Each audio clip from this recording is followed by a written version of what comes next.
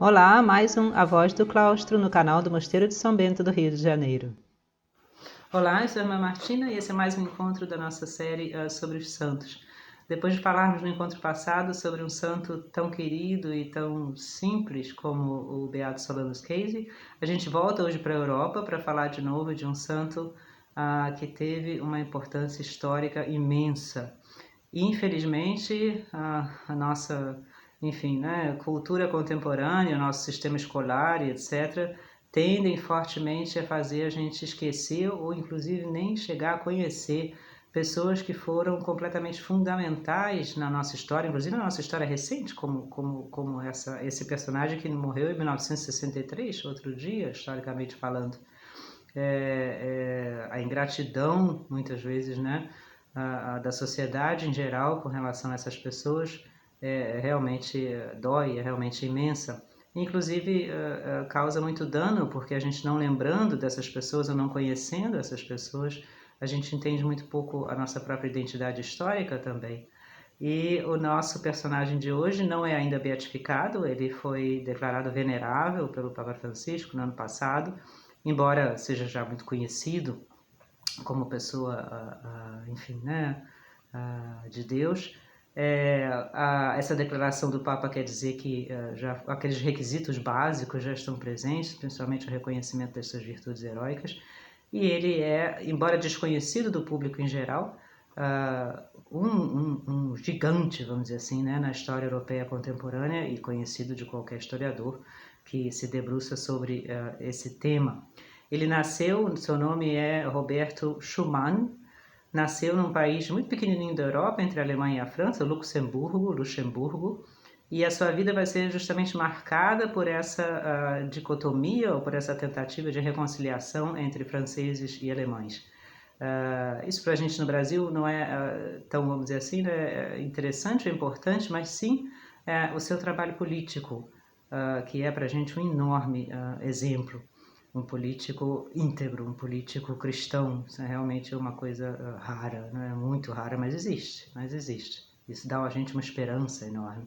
Ele era filho de família de classe média, era filho único, os pais eram pessoas de certa forma de não boa saúde, e a vida dele foi uma vida difícil. Ele viveu as 2 guerras mundiais, uma vida sempre árdua, não porque ele fosse pobre nem muito doente, mas sim porque é uma vida de tanto trabalho, como ele dizia, uma vida dedicada ao trabalho, porque a situação social, enfim, é tão difícil, né? E é tão complicada. E a gente hoje pensa que só nós vivemos em tempos difíceis, né? A rigor, nossos tempos comparados com outros tempos são ainda muito fáceis, né? Ele é um enorme exemplo dessa dedicação de uma pessoa de Deus à política, à sociedade ao seu redor, não ideologicamente, mas a partir, sobretudo, né, da sua enorme inteligência e da sua fé. Ele era, de novo, uma inteligência brilhante. Aos 24, 25 anos, ele já tinha se formado, enfim, né, em Direito, Economia, Filosofia, Matemática, inclusive, Teologia, inclusive, em várias universidades europeias. Ele estudou na Universidade de Berlim, Munique e Bonn, na Alemanha, na Universidade de Estrasburgo, na França. Era uma dessas pessoas cuja carreira acadêmica prometia muito. Mas ele não se interessa muito pela carreira acadêmica. Os estudos são para ele uma espécie de preparação para aquilo que ele pressente vai ser a sua missão no futuro. Inclusive ele, claro, tem a chance de jovem se casar, mas, enfim, por motivos normais da vida e também pela dureza da época, ele acaba não se casando e vai ser a vida inteira uma pessoa solteira, numa espécie de asceta, vamos dizer assim, né? de quase eremita, embora não no sentido antigo da palavra. Pessoa extremamente afável, inclusive muito sensível. A gente vê isso nas fotos dele. São as fotos de um homem muito bondoso, se diz dele.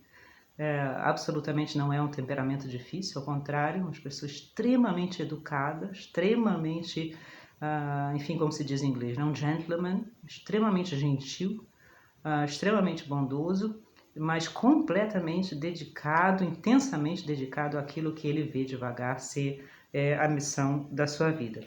Durante a Primeira Guerra Mundial, ele é convocado pelo exército alemão, porque o exército alemão invade aquela terra e toma, né, aquela região como sendo sua, e ele consegue fazer parte enfim, do exército simplesmente numa capacidade administrativa, porque ele absolutamente não quer ter nada a ver com morte e guerra. A Primeira Guerra Mundial é uma guerra sem sentido moral nenhum também, né? Depois da guerra, ele inicialmente se estabelece como advogado, mas logo ele vai se interessando, e sobretudo as pessoas que o conhecem, porque ele é extremamente discreto, mas muito querido, uma pessoa assim muito confiável. Há uma quantidade enorme de testemunhas sobre ele também, porque é um personagem histórico muito importante, embora pelo grande público desconhecido, né? E eles vão, então, de certa forma, pressionando, pedindo que ele se meta na política, porque se vê essa necessidade imensa, né, de pessoas de capacidade e de conhecimento e de honestidade na política. Ele, portanto, é eleito, depois entre as duas guerras mundiais, eleito deputado pela sua região, ainda na casa dos 30 anos, e essa região é justamente né, disputada tanto por França como por Inglaterra, como por Alemanha. Há uma inimizade muito grande entre esses dois povos, marcada pela tragédia da guerra, né? E todo o seu esforço é sempre no sentido da reconciliação, sempre no sentido da paz, sempre no sentido, mas não de uma forma simplesmente enfim, né, com palavras bonitas ou simplesmente retórica, senão com conhecimento profundo, medidas claras, atividades muito concretas de justiça social, marcadas sobretudo pelo seu grande conhecimento das encíclicas sociais, enfim, né, dos papas, e ele vai, então, como deputado, se destacar já como impulsionador de várias leis, sempre discretamente. Ele é um homem extremamente discreto, que, sobretudo, melhoram a condição social, ou tem esse ideal de melhorar a condição social das pessoas dessa região, de onde ele é deputado, porque, enfim, né, só assim pode-se falar de paz, pode-se falar de maior justiça, pode-se falar de reconciliação.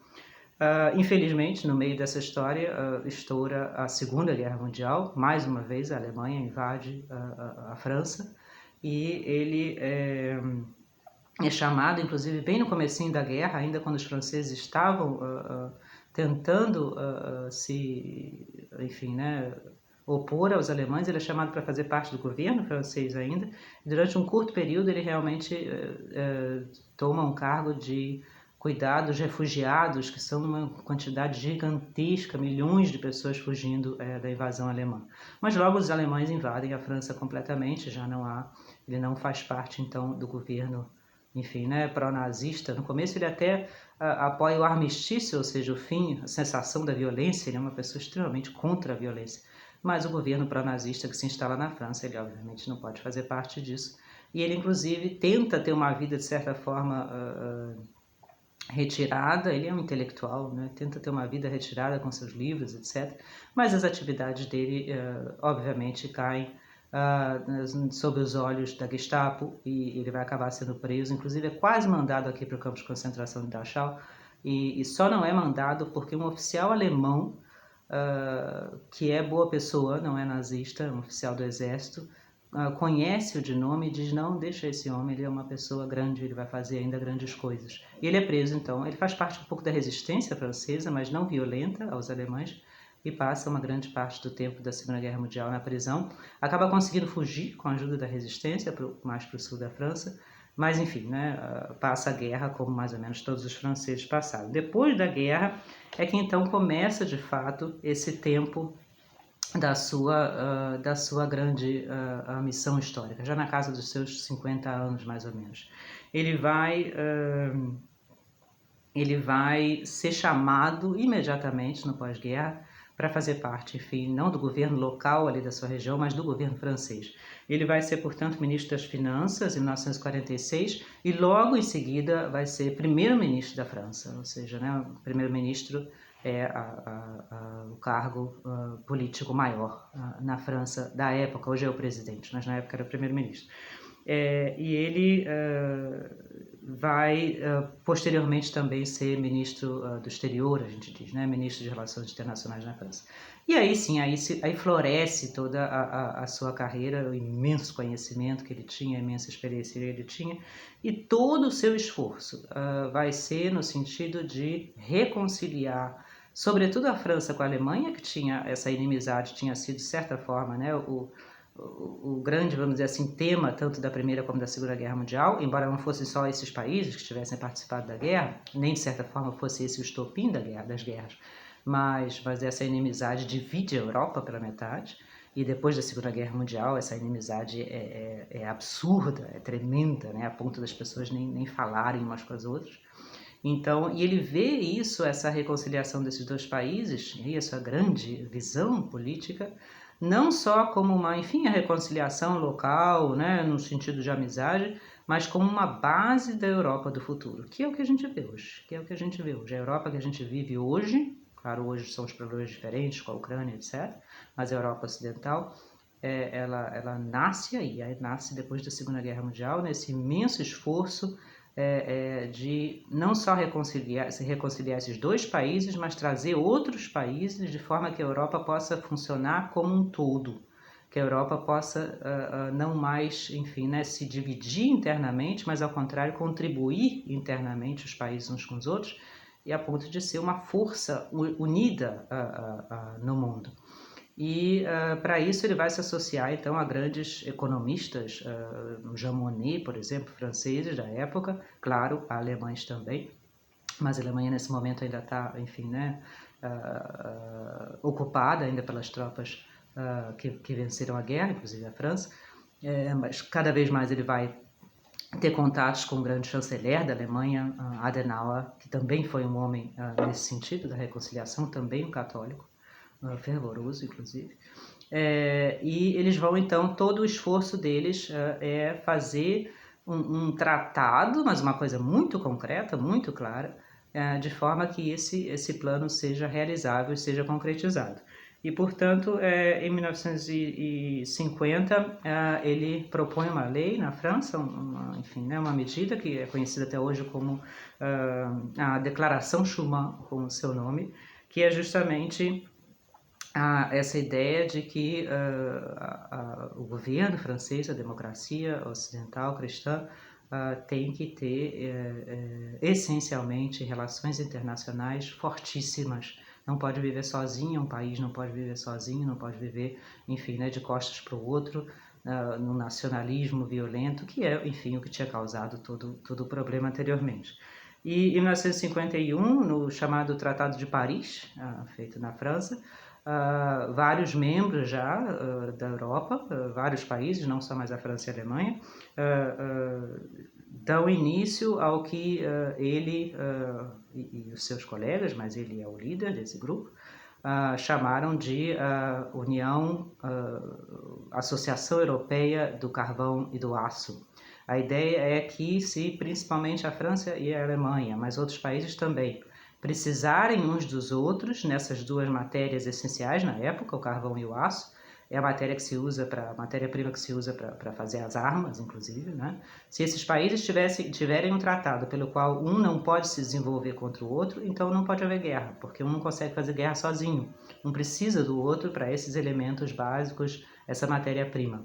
E se os países tiverem, então, economicamente essa dependência, eles não conseguem sozinhos fazer guerra, porque, enfim, né, o outro impede. Isso, portanto, garante, vamos dizer assim, a paz na Europa Ocidental. Finalmente, em 1957, é assinado o famosíssimo hoje Tratado de Roma, por já vários países europeus, que dá início ao que nós chamamos hoje a União Europeia.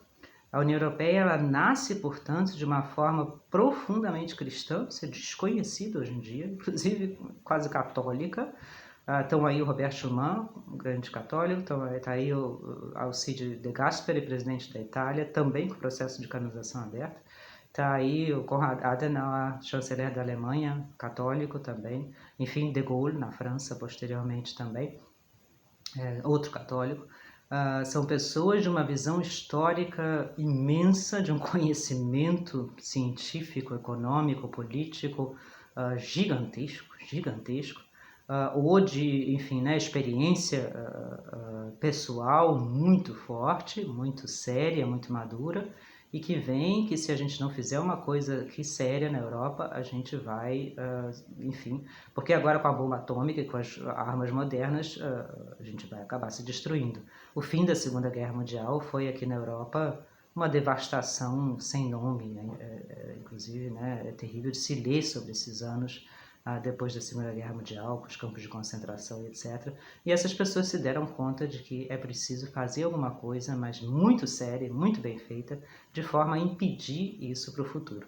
E isso é a União Europeia, que existe até hoje. Hoje, infelizmente, não só não reconhece essa sua identidade cristã, como é em muitas coisas muito anticristã. Se recusa, por exemplo, né, a inclusive nomear o cristianismo como religião histórica da Europa. É uma entidade que promove aborto e promove, né, todo tipo de enfim, coisas bastante anticristãs, mas no seu ideal econômico e político cumpre muito bem a sua missão, que é a missão que esses fundadores deram a ela, né? A União Europeia é um empecilho total a guerras entre... Hoje não se pode falar, não existe nem a possibilidade de uma guerra entre França e Alemanha, ou enfim, né, Itália, Inglaterra, etc. Essa possibilidade desapareceu na Europa ocidental. Ela existe hoje na Europa oriental, na Rússia, nesses países, enfim, que eram comunistas anteriormente e que não fizeram parte, portanto, dessa associação. Posteriormente, na medida em que os países comunistas foram se libertando, mas já na década de 80, eles foram rapidamente pedindo a sua integração na União Europeia. A maioria hoje pertence à União Europeia, inclusive a Turquia quer pertencer à União Europeia também, mas já com um caráter aqui não mais, enfim, né, cristão. Mas, enfim, a ideia brilhante deles de impedir qualquer guerra futura deu certo. Ele foi posteriormente, ele é chamado, quem estuda a história da União Europeia, o Schuman é chamado o pai da Europa moderna. E ele foi, inclusive, depois o primeiro presidente do Parlamento Europeu. A União Europeia tem um parlamento que funciona, inclusive, no Luxemburgo, né? Quer dizer, no Luxemburgo e na Bélgica. E ele foi o primeiro presidente desse parlamento.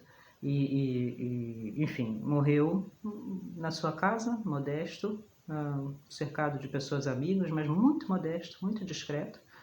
Nunca aceitou absolutamente nenhuma...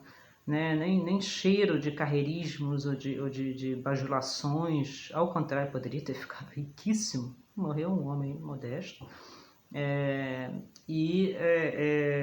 Enfim, né, a sua integridade moral, a sua dedicação ao bem político, ao bem social. Isso aqui é um político, né? Um político é uma pessoa que se dedica ao bem comum, ao bem da sociedade, ao bem do país.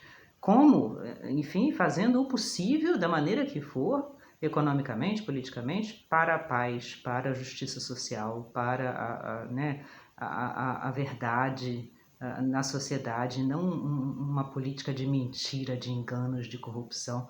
É um grande político, enfim, admiradíssimo pelas pessoas aqui, né, que conhecem um pouco de história. E mesmo por pessoas que foram de partidos diferentes e tudo. O Robert Schuman era um personagem, né? Os próprios comunistas, por exemplo, franceses, na época, muito fortes, claro, gritavam às vezes, né, contra ele no parlamento, porque não concordavam com muitas das suas ideias, mas respeitavam-no pessoalmente, imensamente. Uma figura que impõe um respeito, inclusive porque fala sempre baixo, né, extremamente educado, como a gente mencionou. É um exemplo para a política contemporânea. Se nós tivéssemos políticos desse calibre, enfim, né, que diferente não seria a nossa história nesse momento.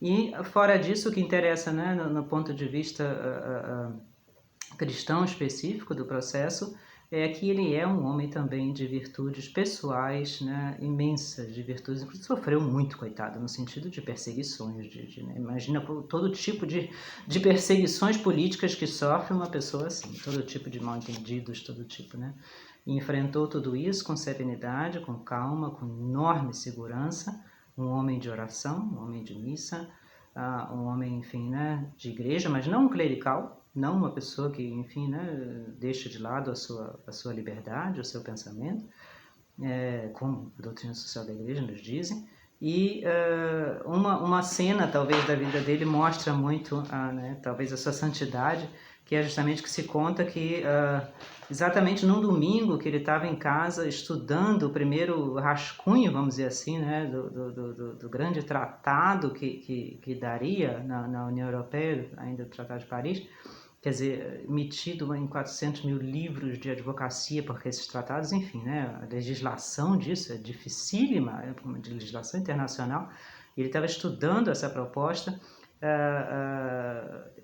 A senhora que ele tem uma senhorinha mais velhinha, né, que conheceu ele de pequenininho, que trabalhava para ele, cozinhava para ele, vem dizer que tem um vizinho ali que está vendendo ovos, e ele interrompe toda a sua leitura no meio dos livros para ir lá conversar com esse vizinho, comprar os ovos, tomar um café com ele e perguntar da sua família, um homem pobre dali da região.